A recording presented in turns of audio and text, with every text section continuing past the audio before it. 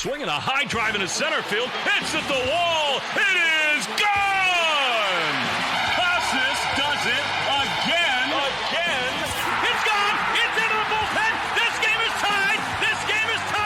He swings and rips one to center field. It's high, it's deep, it's back, it's gone! Sale winds, he fires. Swing and a miss, strike three, it's over! The Red Sox have won the World Championship!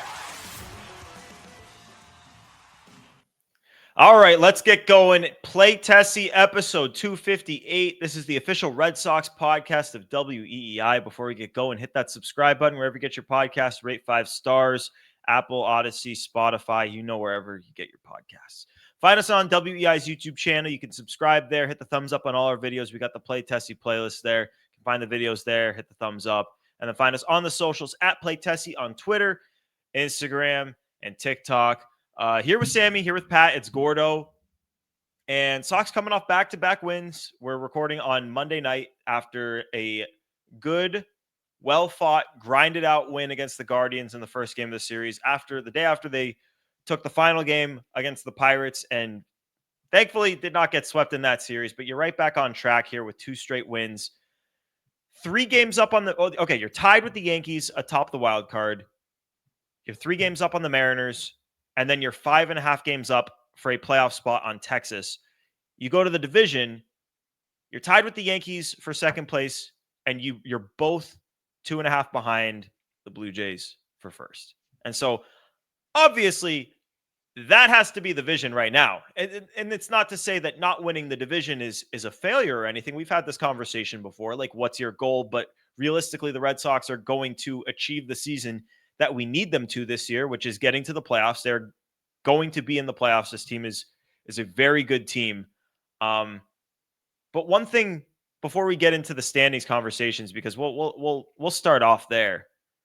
But one thing that really has me going right now, I saw this maybe 30, 40 minutes before we started recording, was Chris Smith from Mass Live took a picture outside Fenway Park.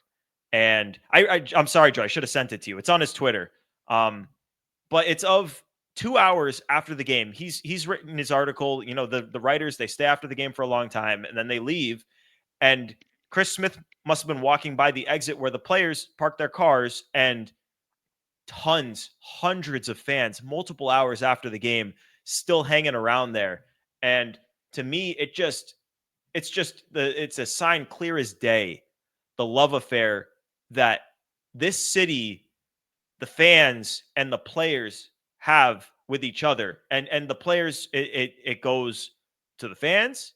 It goes between one another. Like, you had Aroldis Chapman, and we'll talk about that extension today too.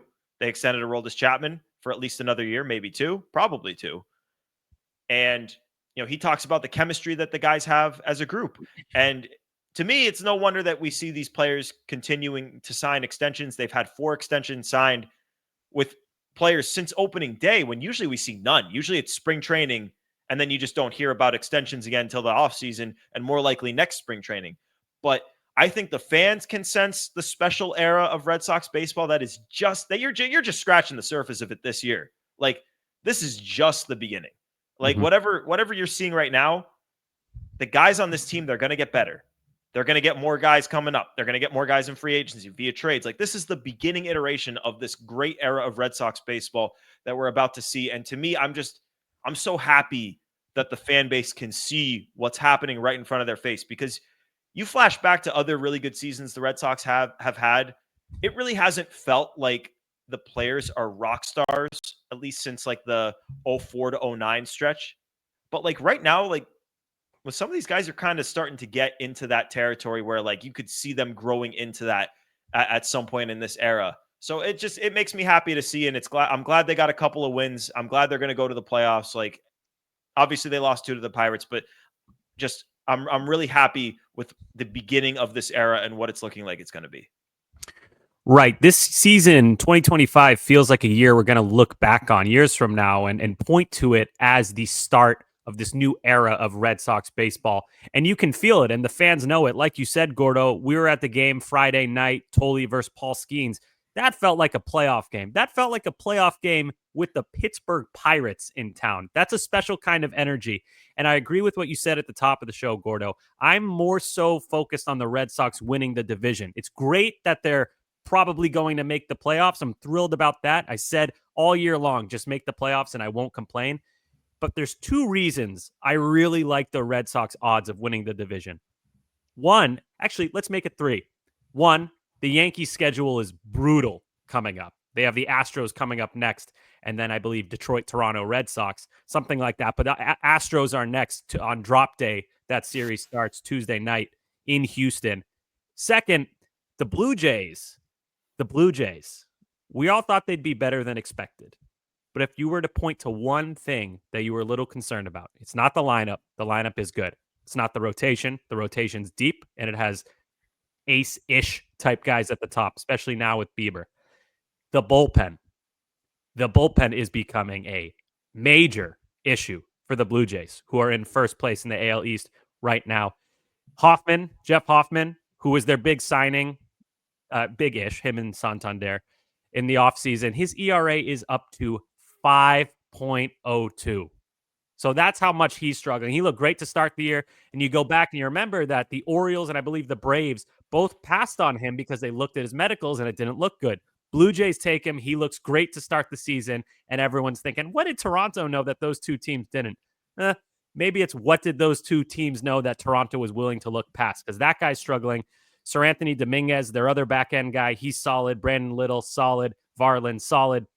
But there's no one who really scares you if Hoffman's not on his game. They don't have an Aroldis Chapman in the bullpen. And the third reason is because I think the Red Sox are just as good, if not better, than both the Blue Jays and the Yankees. So between the Yankees' rough schedule, the Blue Jays having an extremely, extremely fatal-ish flaw, and the Red Sox just being a damn good team, I'm looking at the division. I'll still monitor the wild card, but I'm looking at the division. Drop day today, Monday, as we record, the Blue Jays got walked off by the Cincinnati Reds. So that bullpen, as we speak, is struggling. 2-run lead in the ninth. They came back in the ninth, and then they re-blew it. 2.5 games. If you want the playoff odds, Blue Jays have a 60.8% chance to win the division, which is way lower than it was even just a few days ago. Fangraphs, for whatever reason, loves the Yankees. They give the Yankees a 26.1% chance and the Red Sox a 13% chance to win the division. But Yankees and Red Sox are the same amount of games back. So that's crazy to me. Yeah. Wait. Yankees have 20. Well, okay. First off, I don't think Fangraphs can account for, oh my God, the Blue Jays closer is falling off a cliff. Is this going to continue? They kind of just look at who he's been, who he is. But what about the Yankees? Like, why would the Yankees be twice as likely as the Red Sox? The Fangraphs has liked the Yankees all year. The Red Sox have been multiple games ahead of the Yankees, and Fangraphs has their playoff odds, their division odds, everything higher. Say it again. It was what? 26 to what? The Yankees are at 26.1% to win the division. Red Sox at 13% to win the division. If you want make the playoffs odds, Yankees are at 98.8, Red Sox at 96.3. You know, I want to say that's fucking crazy that the Yankees have double the odds to win the division, but Fangraphs scares me. I always feel like they know something I don't, but I'm sticking with my gut. I think the Red Sox will win the division. I really do. We'll see. Feel good. Feels good to say that in September. Yeah, and I think the big thing now, just where they are, look, 2011 happened, so I'm never going to say any postseason berth is guaranteed. That being said, I think we're on the same boat. We put it like 99.9% sure they're making the playoffs this year. Yeah. Yeah, I mean they're making 95. I'll go. So like they're ahead, and they're for the most part playing really good baseball. Yeah. So now that that's kind of settled, squared away, you're obviously shooting for the division. But the more important thing, if not the division, which I don't think they're going to win the division, is the top wild card. You have to have those postseason games at Fenway. Shooting for the division obviously only helps your case going for the top wild card. But Gord, I want to go back to something you said earlier. And you were talking about how we're going to look back on this as like this ushering in of like a new era of Red Sox baseball. They're becoming rock stars, like all this stuff. I think you're right on the money, because you go back to 21, people were going nuts in 21, but that was a lot like 13. Like that was just a bunch of like random guys who just played really well together. This is so different. This is so different. You have Roman, who is now, I would say, the face of the Red Sox and will be for the next decade. You have his best friend Marcelo right there with him. You have these young guys. You have Crochet locked up. You have Bayo locked up. Durand is just like a personality in and of himself. Like, this is all kind of feeling like it did back in 2015, 2016, where Bogarts got going and Mookie got going and Devers got, like, there's now that momentum, and it's only going to keep getting better and better pending, health and maintaining the team and all this stuff. But it is so vastly different than it has been for the last probably decade or so, honestly. Yeah, and I'll tell you, I was at the game today, and Roman Anthony came up with the bases loaded at one point. I think he struck out at that, or maybe he either struck out or lined out in that bat. He struck out. But literally, he steps up to the plate, and the entire ballpark stands up. Everyone was like, it was no outs. Everyone stood up for it. Sammy? So I'm a big radio listener. I love to walk around Boston and listen to Red Sox games, which is what I was doing today. You can rarely hear the crowd on the radio broadcast. It was very easy to hear when that Roman Anthony at-bat happened. Shout out to Cooper Boardman and Lenny Donardo for a great game, by the way. And Joe, if you were producing, I'm not sure, but shout out to you if you were. If not, I take it back. But it feels so good. I just love when people are into the Red Sox. Yes, Joe was producing. Okay. Hell yeah. So I love when people are into the Red Sox. I love getting texts from friends and family who are casual Red Sox fans asking me questions. Everyone's always like, I don't want to ask questions, be annoying. I'm like, no, ask me questions. This is what I love. I'm so excited that you, listener or viewer, whatever, are into the Red Sox. And for the last 2 years or so, we've been talking about a shit team, and it's like we're selling people on a dream. Like, I promise, if you stick with the team, the Roman Anthony's going to be really good. Marcelo, Christian Campbell, and they're going to spend money finally. And now they're doing it, and we're so close to getting not to reaching the top. I'm not going to say this is a World Series team, but we've got people hooked. It's fun, and I can't wait for the next Red Sox game. It doesn't feel like the last 2 Septembers where it feels like a job to watch the Red Sox. Like, okay, who are they playing? The Marlins? Probably going to lose to the Marlins. No, it's like, all right, Cleveland, you match up well with them. Let's whoop their ass. I love it, man. I'm so fired up. I hope you can hear it in my voice. The truth is, like, think about it. We have each other on this podcast, and we have people in our lives that we can talk about the Red Sox with.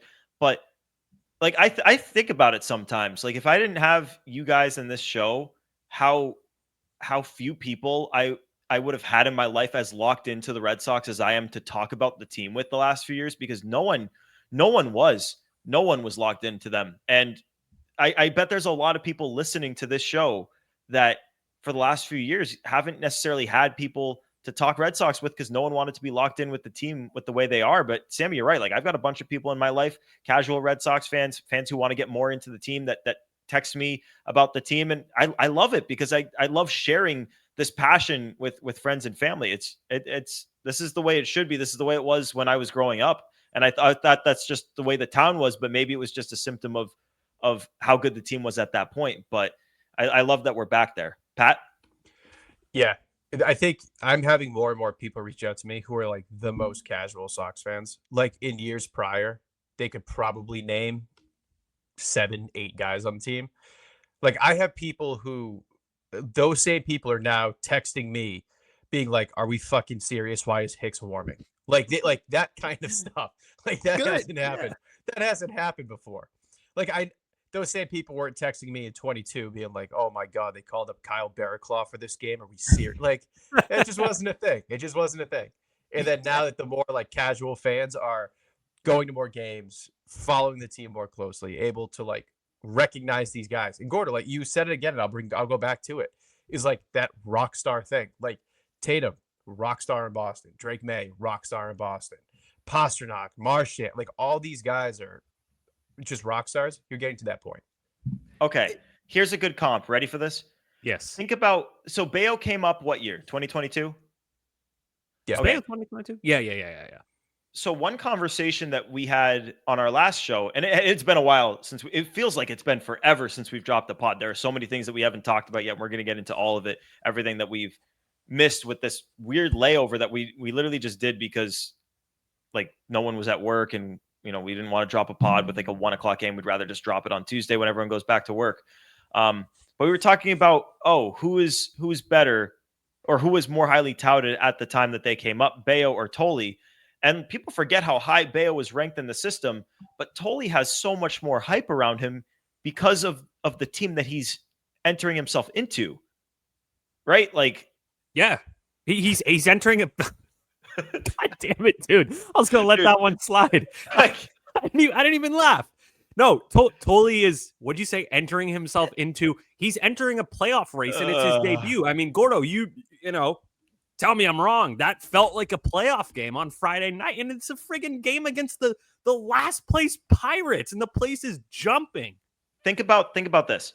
How many people texted you guys about Payton Tolle versus Brian Bayo when he came up?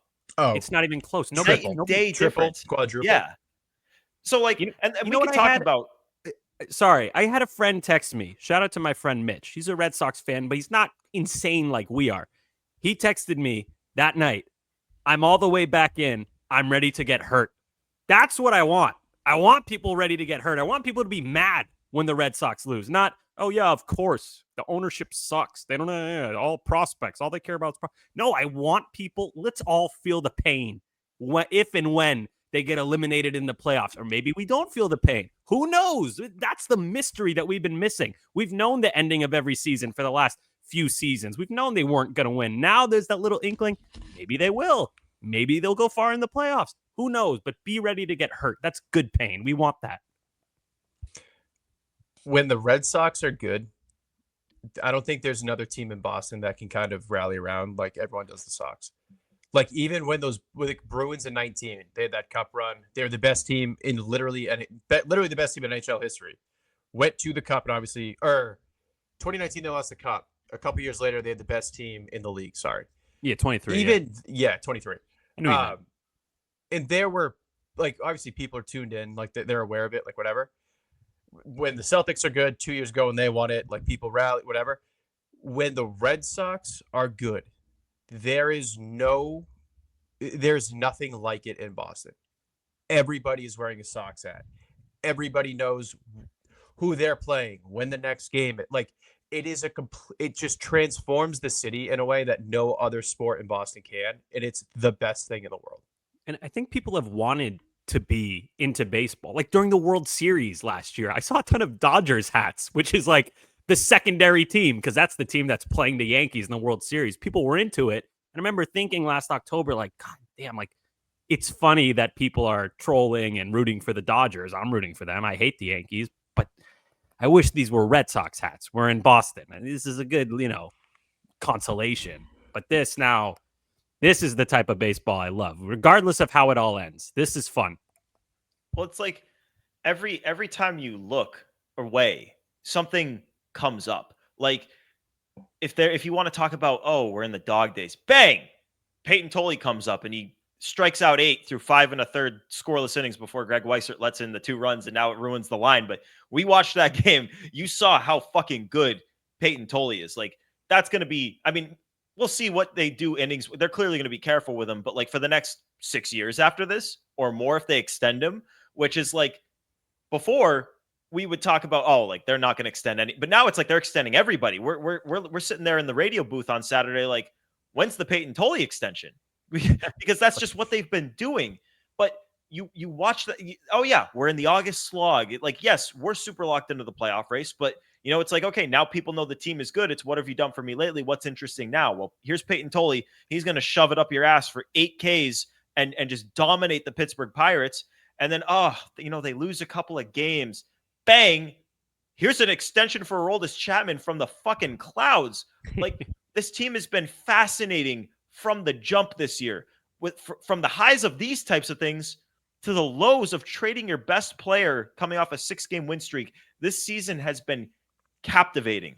I really do think that things like that, like where you really can't take your attention off of them because of the stories that have been coming out, that whether it be on the field or off the field, it's nonstop. And I really do think that is a big part of what's led to this sort of love affair that's really beginning right now with the team and the fans. I just, again, like, I can't get enough of what Payton Tolle did in his start. I love he was just unbelievable. He was sick. I love what he said to the infielders and Cora when they took him out of the game. He just said, "I think you guys are so cool," and then left. He's And just authentically himself, and I love that. Dude, it's his major league debut in Boston, a city that's like, I mean, I love Bostonians, I love Red Sox fans, but we are totally like, oh, you got to earn it here, kid. You got to earn it. And he's in his first start dancing and shimmying on the mound. I love this guy. Have you ever seen a rookie pitcher make a debut and endear themselves like that to a city, to Boston? Crazy to me. I love it. And great mustache, by the way. Producer Joe has one too. Joe, you want to show your stash? There it is. Here we go. There it He's is. looking good. There it is. Dude, Joe's looking good. might be better than mine. Well, he has darker hair. Yeah, it's more visible and it's a little bit more groomed. Yeah. All right. Joe, were you careful? You make sure every hair is in place?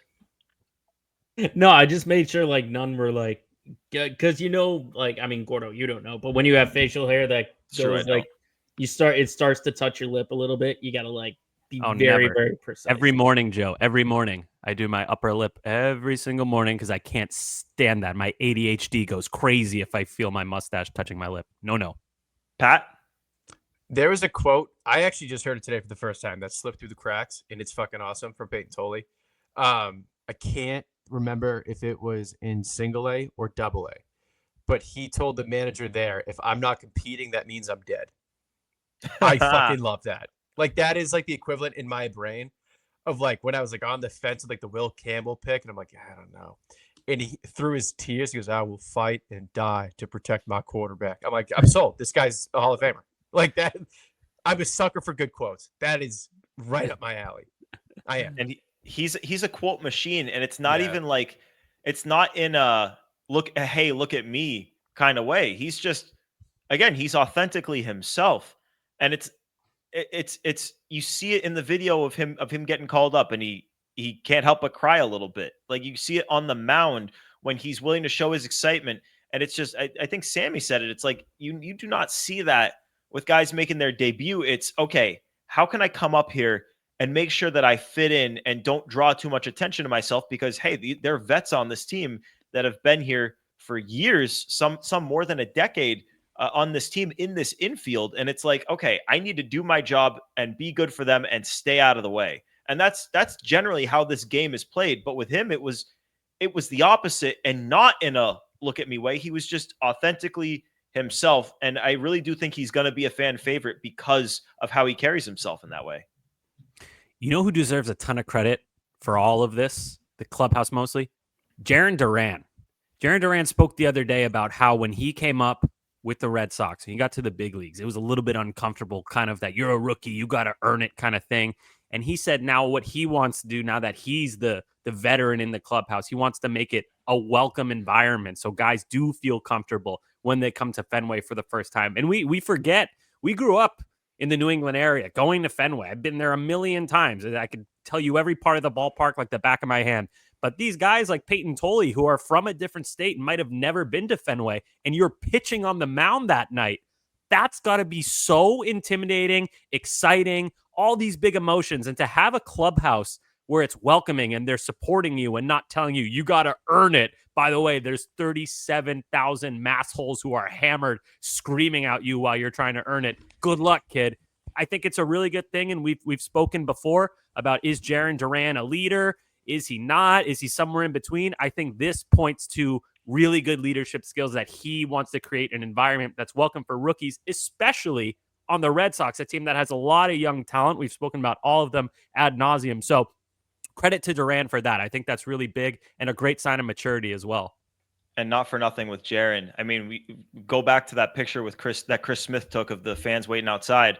I mean, he's a big part of that. Like, he signs autographs for hours, like after every game, just because he wants to give that thank you to the fans that are so supportive of him. He wants to give a little bit of love back. And, you know, he's become a fan favorite, not just because of that. He's obviously an electric player, a relatable guy, a guy that opened up on a Netflix documentary that everyone watched, and people really appreciated that, as they should.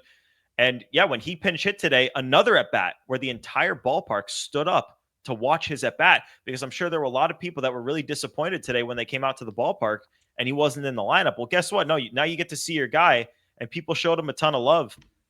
Yeah, I know we've talked so much about like which outfielder needs to get traded, and we're so close to the forest that like sometimes like we lose sight of these things. But everyone gives their all in a different way, but he's really given himself to this fan base in a way that's made people just fall in love with him. And it's deserved. Good news, dude. Devers is gone, which means DH is open. Yoshida will soon be gone, so you don't need to trade an outfielder anymore. I'm keeping them all, but we'll talk about that in the offseason. Yeah, offseason convo. We just talked a little bit about Tolle. We'll talk a little bit about him again. I guess not. I don't know. We'll figure out. He's not pitching Wednesday. It seems like it's probably going to be Kyle Harrison. I don't know. It could be a bullpen game. I don't know. They've been really coy about it, but it's definitely not going to be Tolle. He's going to get pushed to Friday in Arizona, most likely. I think it's probably going to be, oh, sweet. We'll be there. Yeah. And then his third start will be the first start where we're not in attendance. How sad is it? Sorry. But I think it'll be 2 days of Zach Kelly. Like maybe he stays up through Tuesday, and then probably Harrison. I think that'd be my guess. I would think they scratched him, so like that points to it. But then when the media asks Cora, he's always like, oh, we've got tons of options, so we'll see. But their actions, and when we talked to Brian Abraham on the radio on Saturday, if you missed that, I believe Rob has that segment on the Baseballs and Boring feed. But he told us Kyle Harrison is definitely going to be making an impact on the team between now and the end of the season. So right now, and maybe for the next couple of starts before they start to get off days back into the mix, he could potentially play a factor there. But the day after Tolle pitched, we had Dustin May. So that's the next thing we got to get into here is Dustin May. His start here, 5 1/3, 8 hits, 7 runs, 6 of them earned, 4 walks, 5 Ks, let up the 1 home run to O'Neal Cruz. And I don't know. I want to be respectful of some of the other outings Dustin May has had with the Red Sox where he looked really good. He had a couple back-to-back. I think it was the Astros and Orioles. So correct. Yep. 2 non-slouch offenses, especially the Astros where he certainly looked his best. But this is now back-to-back clunkers. He had the bad one against the Yankees. Can't even say it's because he only had 4 days rest because they pushed him back and fit Tolle in the day before to give him that extra day. He did not look good. I don't really know what else there is to say besides he needs to be better, because there isn't, like, I don't think you're about to see a 5-man rotation like, oh, insert Tolle, insert Harrison, and Dustin May goes to the bullpen. Like, you're not going to see that. First of all, they want Payton Tolle on a longer rest schedule, so you're going to need to keep him in there. You're going to need a 6th man in that rotation at least some of the time for the rest of the season. But also, like, they traded, like, people don't want to talk about the package that they traded, but James Tibbs was a big part of the Devers package that they traded to the Dodgers to get Dustin May. Maybe a little bit of advice. If the Dodgers, who are trying to win a World Series this year, want to trade a guy away, maybe you don't trade for him. But I digress. Yeah, I digress. They're going to give Dustin May the rest of the season as a leash. Like, he is here. You traded a lot for him. You clearly like something. He seems to think that he knows exactly what he needs to do, and it's just a matter of execution. I hope he's right. But this is a guy that they as brutal as it has looked for 2 starts, they do have to stick with him. Mm-hmm. Yeah, you got to give him a few more chances, I guess, if you want to call it chances in the rotation at least. Here's what kind of scares me with him. Fly balls from his first 5 starts with the Red Sox. 8 fly balls, 9 fly balls, 12, 9, 10. That is pretty tough at Fenway. It's not a good place to be a fly ball guy. And we can harp all day long about why did Breslow choose Dustin May? Was it a backup plan? Was it a panic move? But he's on the roster. So I think it's pretty cut and dry. You can't, against the Yankees, okay, whatever. It happens. That's a good lineup in Yankee Stadium Sunday Night Baseball. You're not always going to be at your best. It happens. Good point. The Pirates at home, there's no, I can't talk him out of this one. That was bad. Discouraging. Need to be better. That's all I got on him. Yeah, I think my thing with May is the stuff is there. Like, to me, this is much different than the Walker Buehler situation. Like, Walker's velo sucked. His location sucked. His off speed was brutal. Like, nothing was clicking for him in any way, shape, or form. May at least the sweeper has looked very good at times, and velo always plays. So I'm a little bit more comfortable, not confident, comfortable, kind of riding May out throughout the rest of the year, seeing what he can do with more starts, kind of fine tuning things. And worst comes to worst, he's a bulk guy in the bullpen come playoffs. I'm okay with that.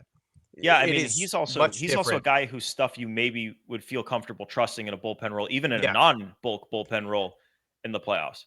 And that was the whole thing with Buehler. Buehler couldn't do that. You can't do that because he literally had nothing.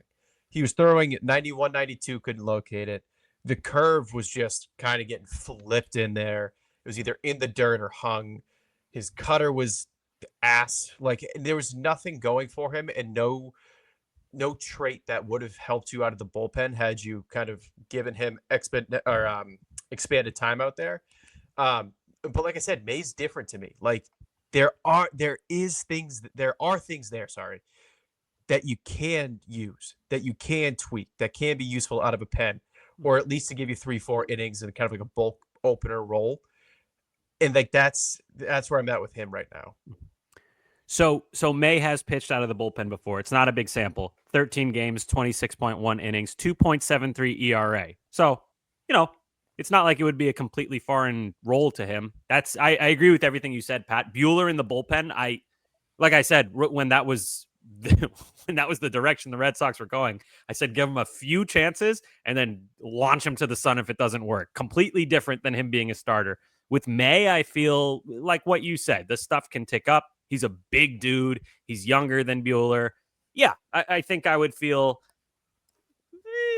okay about him in a reliever role. The more I think about it, the more anxious it makes me feel, but I wouldn't feel terrible. There's no scenario in which I'd be like, this is not the move. This is Jordan Hicks. This is bad. So I think it's worth a shot if he does lose that starter job at least. Well, the question I have though is if he, and let's skip the regular season here and let's get to the playoffs. Obviously, like, who are the best 4 starters on the Red Sox? You're going to go with your big 3, and then you're probably going to say Payton Tolle.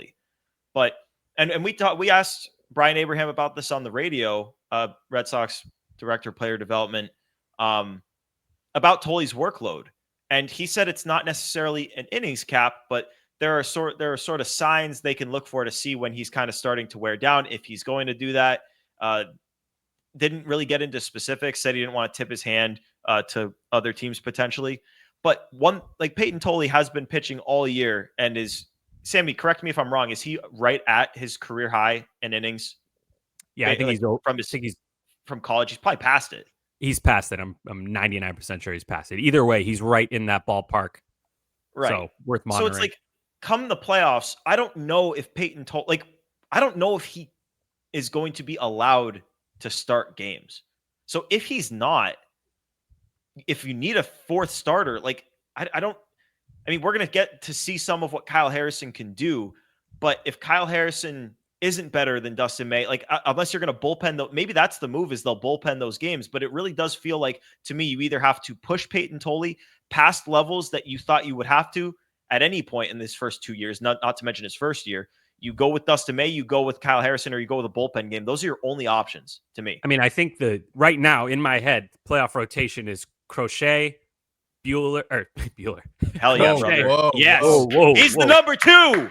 Crochet, Bayo, Giolito. You can flop Bayo and Giolito if you want. And then the 4th game is May and Tolle. 1 starts, 1 piggybacks, depending on who you're facing. That's the way I do it. Now, not a pure bullpen game. I think right now I'd lean towards starting Tolle because he hasn't really been a reliever. Dustin May has, but if you're facing the Blue Jays, a very right-handed lineup, maybe you want to start with Dustin May, get out in front because I feel real great about him pitching against the Blue Jays. But you get the point. It would be those 2, and you hope that those 2 combined can give you 6-7 innings, and then you piece together the rest. Yeah, it'll probably figure itself out. You're right, Sammy. The solution is probably some sort of mixture of a couple of those solutions, because let's be honest, even if Payton Tolle starts the game, by that point, you're in October, he's not gonna go 6 innings. So you're gonna have to figure something out. Right. If it's not Dustin May, it's someone else is going more than 1 inning there. Right, and I don't want to hear people saying, "Oh, take the kid gloves off of Payton Tolle." That's not that's not at all what's happening here. The kid gloves are already off. Oh, they're way off. He's they in the big have league. pushed this guy. The kid gloves are off. I don't want to hear, "Oh, let him go 6, let him go 7." Relax. He's 22 allegedly. But yeah, it's true. Him and Jonah Tong, same age. He looks like a grown ass man. Yeah, there are people who are like pissed that Cora pulled him when he did through 5 1/3. His velo was down to what, 93 at that point? It's down like 5-6 miles an hour. Crazy. Yeah, and like kept him in. Yeah, he pushed him a little further than a lot of. Yes, Gordo. That's Gordo. I had my tweet ready to go. We were sitting in the WEI booth, and Gordo goes, "Wait, he might come back out." And I went, "No, there's no chance, Gordo. He hasn't gone more than 5 innings in months." And then he comes back out, and I'm like, "What? A little weird." Yeah. But once he let up the 2 base runners, he's at 84 pitches. He hadn't thrown more than 72, even in AAA. Oh my God. It was the surprise was that he put him out for the 6th, not that he pulled him when he put 2 guys on and his velo was down. No, it's the right call. It just didn't work. But let's get to the next, because I know we got a couple more things we got to get to, but we're talking a little bit about Walker Buehler. Let's cover that. Walker Buehler DFA'd by the Red Sox before Friday, has since been signed by the Phillies. He's eligible for the postseason with the Phillies if he makes the roster. To me, no-brainer move at this stage with everyone being healthy to do it, since you needed to have Payton Tolle for that game. Like, you couldn't kick the can down the road to September when you could add the extra guy to the roster. Like, to me, Buehler could have been that sort of Chase Anderson mop-up guy, I suppose. But this is not a guy who, a light switch was going to flick on and he's going to become a dominant postseason reliever for you. No, he was throwing all 7 pitches in relief, and all of it, he said it himself, all of my pitches suck. So it's not like there's 2 that you want to hone in on and throw those in relief. And he's right. This guy wasn't going to give you anything. And to me, in terms of guys that the Red Sox, we have seen guys that are easy to root for struggle with the Red Sox, and it's hard to watch that, because you want the guys that you like, that are good to you, and that are good to the fan base to succeed, and it sucks when they don't. But this one, it's I don't know. I don't want to say too much, but we didn't. I don't know. He wasn't. Yeah, Let's just say I'm not that upset to see him go. Personally. I'm not either. We don't have to go over this again. I said all year, got to give him a shot. And at this point, Tolle comes up. It was time to pull the plug. I'm glad they did. Wish him the best in Philly. Kinda. We'll see.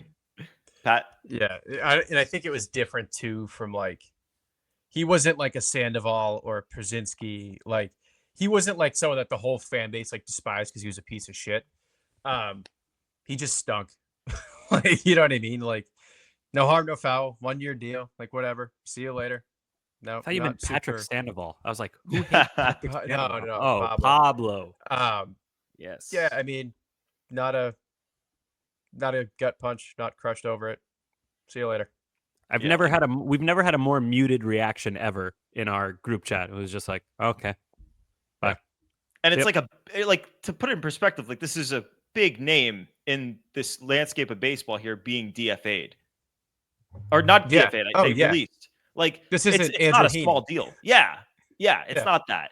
But I don't know. I'm not heartbroken about it. No, personally, not at all. Not. Nope. Hey man. By the way, someone said I look like him. I don't look like Walker Buehler. You don't look anything like Walker Buehler. I have more of a chin. You don't look anything like Walker Buehler. And Walker Buehler has the face that some people look like. I have a light bulb shaped head, and he has a light bulb shaped head. I think that's why. I was a little bit not that Walker Buehler is not a good looking dude. I just don't see it. I don't think I look like that. What's my head shape? You have square.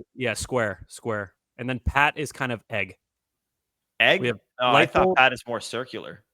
Yeah, egg. Oval. No, I don't think it's oval. I think it's more round. Pat, can you take off your headphones and your hat? I gotta look at your hat. He's like, all right, I gotta. All right, here we go. Let's see the shape of Pat's head. Dude, Oval. That's a round head. Yeah, oval is close to round, but he has flat oval is sides. taller. Round is like perfect circle. Round makes me think of a baby, like a newborn baby with a round face. No, Pat doesn't have a. You think Pat is a baby face? No. Certainly not a baby face. No, Pat's a grown ass man. Pat's a chiseled man. All right. Anyway, So okay, I don't look like Walker Buehler. End of that. That's not going to become a thing. Walker Buehler will be on the Phillies, and we'll see how that goes. 6-man rotation. Oh, watch that fix him. And we're like, God damn it. That's all it took. Oh, An extra day of rest. That's what I was going to say. Can you imagine being a Phillies fan? You just lost Zach Wheeler for the year. Like, don't worry, everyone. We got Walker Buehler. Pat, I'm telling you, they're going to think, oh my God, we got Walker Buehler. That's because they haven't been watching him all year. No, they're going to think, yo, we can unlock something. No, we can unlock him once, and he destroyed the Phillies. He it's up so the Phillies. True. He fucked them up. Yeah. What the fuck was that, dude? What? That's why I wanted to stick with him all year. I'm like, that was like 8 innings, 5 Ks, 1 walk or something. He wasn't fully incapable. Like he had a few of those starts. I'm looking up that line because that was his one great game all year.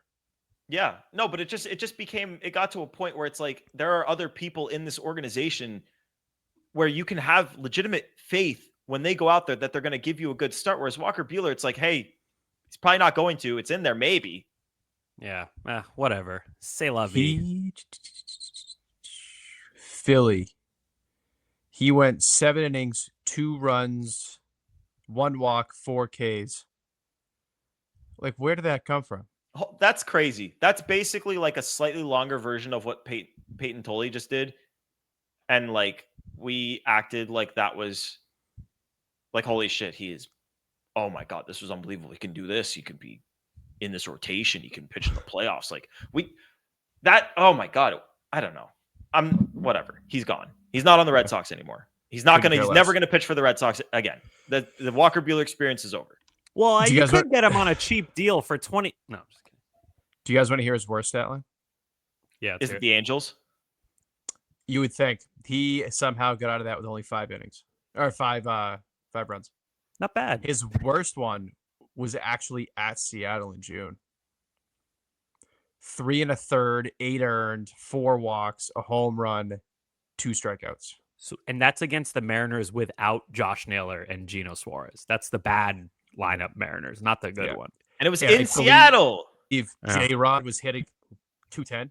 J-Rod was ice cold. Yeah. Wow. Okay. Well, Walker Buehler, I like the idea. Didn't work. Yeah, we were all happy when they signed him, but I mean, it was pretty clear a few starts after he came off the IL that he had better options. I literally would rather see a bullpen game. You ever had a big signing break while you're on an airplane? It was the first time Walker Buehler. I was in the sky and I was like, oh my God, I should probably not yell on this airplane. Kimbrel trade happened when I was on an airplane. It was right as I was about to take off, and then I lost service for the rest of the flight. I don't even think I got to see the trade return. Oh, yikes. I wasn't on a flight, but I was on a family vacation in New Hampshire. Didn't have service. Got back down from the mountain or mountainside where we were kind of having dinner or whatever. Got service. The first notification I get was the Josh Beckett, Adrian Gonzalez, Carl Crawford trade to the Dodgers. Oh, that's well, okay. When that trade went down, what was your guys' emotion? Because I was devastated. I hand up. I was what? Carl Crawford, Adrian Gonzalez signed when? 2011. Before that. So I was 12. I was 12 years old when that happened. My favorite player was Carl Crawford. Same dude. Wait, you liked him too? I love that guy. Crawford. Yeah. So that wow. I've never met anyone else. Gutting. And I was like, I bet me being an idiot, I was like, we probably got Matt Kemp. And then it was Nick Punto, Robbie De La Rosa, James Loney. Bro, they traded Nick Punto. It was the Nick Punto trade. Lonely James, they call him. They got James Loney and Alan Webster. And Alan Webster, that's what it was. Yeah. Webster was supposed to be good. Whoops. Anyway. Okay, let's get to one more thing before enough said. Yeah, Aroldis Chapman extended. It's crazy. I feel like any other season, an in-season extension of a reliever having one of the best reliever seasons anyone's ever had. He has a 1 ERA right now as we're recording this. 16 straight? Do I have that right? 16 straight? I just tweeted this today. Yeah, today's 16. You got 16 straight hitless outings. Hasn't allowed a hit in 40 days.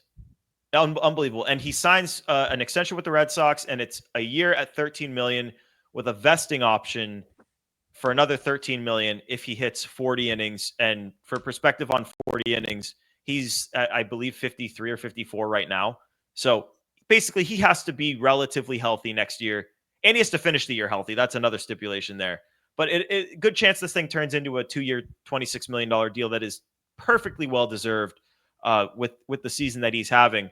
I've just, again, like, the Red Sox had a 2-run lead entering the 9th, and I had just beyond zero doubt that the question is always, is he going to let up a hit? Not is he going to let up a run? Yeah. Oh my God. Maybe my worst take ever was not liking the Chapman signing. So he's thrown 46 batters in a row, which means he's getting fairly close to 2 no-hitters worth of batters retired. If he's 54 is what he'd need for 27 plus 27. Right, but that 46 includes walks. How many? No hitter, not a perfect game, but right. But the batter's face goes down. Like, how many outs recorded is he at in a row? I'll find that out. Finish your thought. I'll figure that out. But yeah, he's just been unbelievable. I can't believe how improved he is at age 37. And I'm sure you guys heard this. I think I mentioned it to you guys at the ballpark the other day. That story that came out, I forget who it was through. It might have been Buster Olney. It was Buster.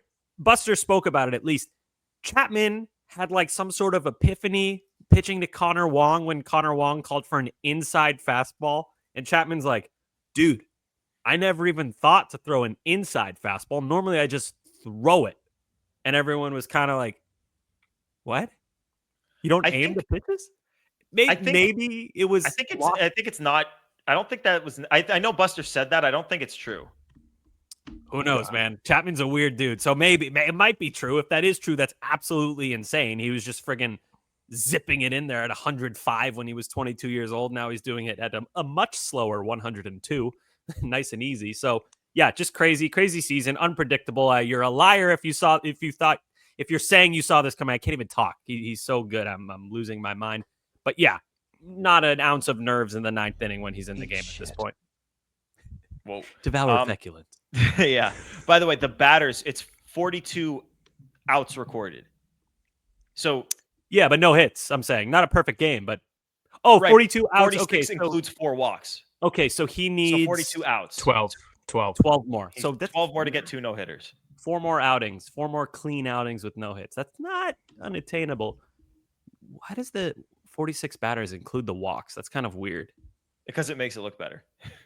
Yeah, I guess. But anyway, we'll call it 42 outs without giving up a hit, plus a few walks in there. Still crazy. He's thrown a no-hitter's worth of outs, you could say. More than that. 5 innings more than that. Yeah, a lot more. Wow. It's also pretty cool that Chapman's just at the stage in his career where he doesn't really give a fuck about money. He's like 13? Yeah, I'll put pen on paper. And just he wants to win. He wants to win. So this is like, I was talking to some friends about it. It's like, so he had an okay 2024 sign a 1-year, $11 million deal. He's the best reliever in baseball and got a $2 million raise. Like he just doesn't care. He just wants to play on a winning team.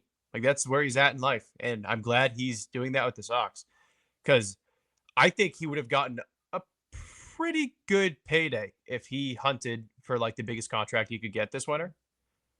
Yeah, I saw, I think it was Milliken surfaced the Kirby Yates deal. And I think that's a good comp because the Kirby Yates had an unbelievable season last year at pretty much the same age. But the difference is Aroldis Chapman's stuff is like, it's not Kirby Yates' stuff. And Aroldis Chapman, from a marketability standpoint, like he enters the game, you have the Aroldis Chapman video. Like that guy is tough and like instills confidence in the fan base that has him on your team. And the batters and the other fan base are shitting their pants at having to watch him throw fastballs at them. Like Chapman, like it's a different breed. Looking at the guy from like a physical standpoint, like I've never seen a human that looks like that. You know what's really fucked up was what the Pirates did the other day. Who was it? It was in the 9th inning. Chapman was in, and they pinch hit with who was it? Are you talking about the rookie that was making his debut? No, they pinch hit with someone. I don't know. They put some kid in there, like just coming off the bench, ice cold. Hey, good luck against Aroldis Chapman, and he just ate him alive. I felt bad for the kid. Canario, maybe it was one of those guys. Just came into the game and just got chewed up by Chapman at Fenway, and like he had no shot. It's evil to do that to anyone. It's good though. They're not going to have this 9th inning hole to fill in the offseason. Like, no, like you've got your closer, you've got a lot, like you've got your 3 dudes like Chapman, Whitlock, Slayton that we think are serious back end dudes, and that's locked in for next year. And obviously Steven Matz and Justin Wilson are going to be free agents. So yeah, you're going to have to work a little bit on the left side of the bullpen. But like you're talking about the heavy lifting, like no, like the heavy lifting, like the closer role, that's a big spot on any roster. And not having to work with that in the offseason is great. It like reduces a lot of anxiety for those of us who want them to enter the season with a good bullpen already. So we don't have to have those 9th innings that we've seen in recent years with the Sox. And yeah, I mean, he's just really good. He's just really good, and he's on the Red Sox next year. And if he has another good season, he'll be on the Red Sox the year after that too. Yeah, pretty attainable. What do you call it? Escalator, I guess you could call it. Vesting option. Yes, vesting option. That was the word. It's 40 innings, which I believe after today he's at 54. 40 innings and healthy at the end of next season. It vests. I love Easy that money. stipulation.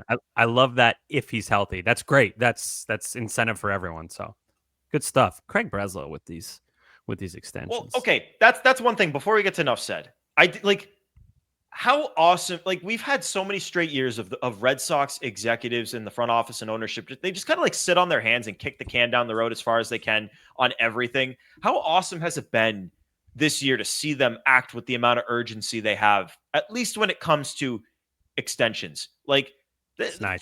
Like Crochet, they didn't let him have the season he's having. They made sure to lock him in right then and there. Christian Campbell and Roman Anthony, like basically like unhatched eggs, and they get extensions. And now Aroldis Chapman doesn't even test the market in the offseason. Like what? Unhatched eggs?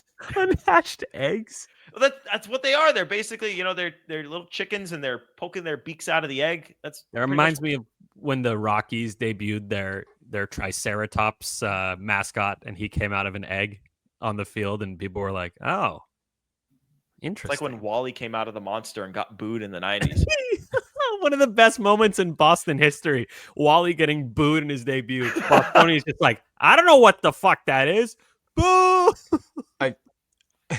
I think one thing that like all the extensions, both like, I mean, all the way back to what Crochet and then now through Chapman is sure, like free agent wise, maybe they're not as aggressive as like we want them to be. But Craig is like able to actually see what needs to be done. Not like, oh, like we can do, like maybe Chapman, I would argue you needed to have back next year. He's been that good. I would say you need him back. The fact he was able to get Roman done is nothing short of incredible. He got Campbell done. He got Crochet done, which you had to do. All of those makes me the utmost confident that Alex Bregman goes nowhere. Craig knows that he cannot go anywhere. Perfect segue into enough said, because that's going to be my enough said. All right, let's start off with you, Sammy. Enough said time. My enough said is I have never, ever been more confident that Alex Bregman is going to get extended or re-signed, whatever. He's going to stay with the Red Sox. So there's no way, there's absolutely no way that the Red Sox let this guy go. Just doesn't make any sense. It would be completely insane to trade Rafael Devers, your third baseman, and then you replace him with Bregman, kind of, sort of. I know it wasn't that streamlined, but that's basically what happened.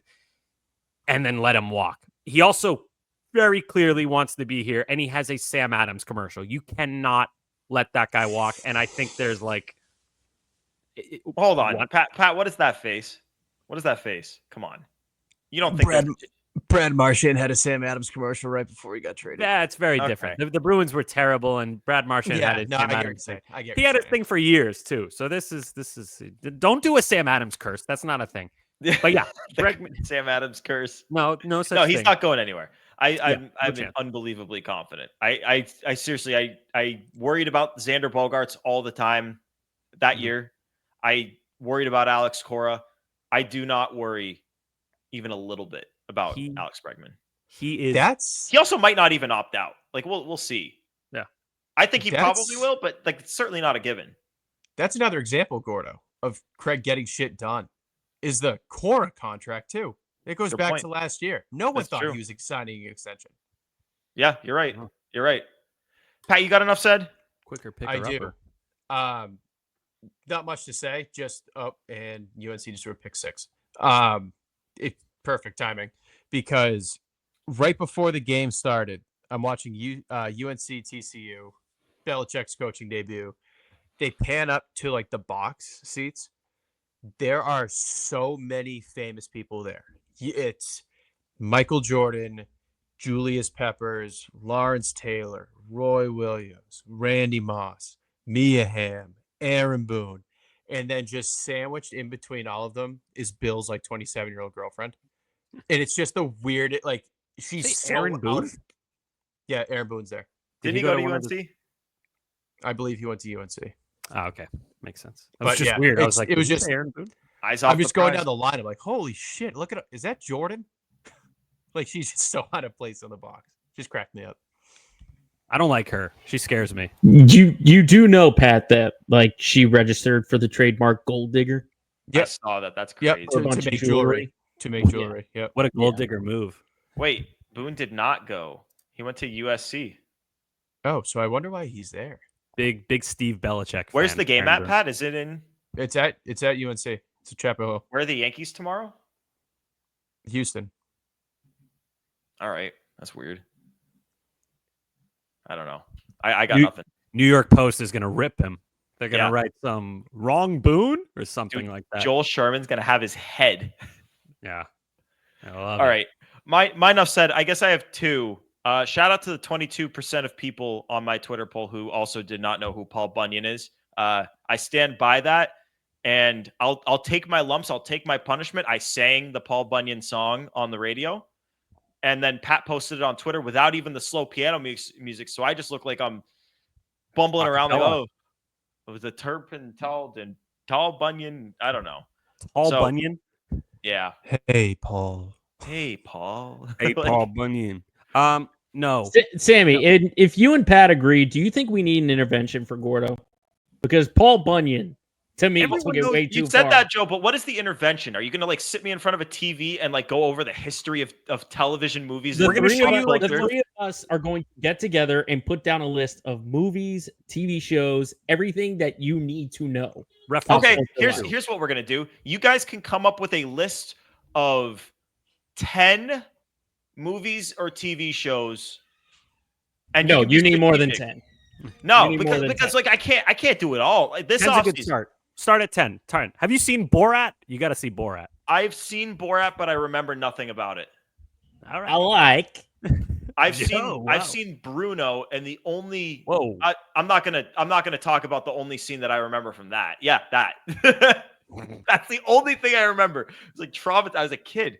When I went to go see that, the ticket taker, I think I was in high school when that came out, and the ticket taker just handed me a ticket, and she's like, "This movie's disgusting." Like, that's why I'm here, lady. Thank you. I know what I'm getting myself into. It was gross. We're gonna have some good off season. Like this off season, we're getting Cooper Boardman on the show, and we're gonna do a who knows more, me versus him, about movies and pop culture, because I'm already putting my money on Cooper. Start putting the list together. Cooper. Put the list together of questions. Like this got to be good. This can't be something that comes together the night before. Like we got to have a good comprehensive list of questions. This will be fun. I have a theory that Gordo spent the morning after we did radio just making like 27 burner accounts to get the poll. Hey, the poll was there even on the radio, Sammy. It was there. Yeah. All right, burner guy. Sure. All right. Second enough said before we get out of here, because we are running a little long, but shout out to the Red Sox team store. They've got these seat backs in there. $20 a pop. That's sick. Where do you put it though? What do you do with it? I don't know. So that was the thought process. I don't know what I'm going to do with it, but $20 was worth the risk that nothing ever comes of it and it just sits in a closet. And Yeah. if something does come of it, it'll look sick. So I mean, if they ever get rid of Fenway in like the year 3000 something, maybe you'll have a relic, but that'll never happen.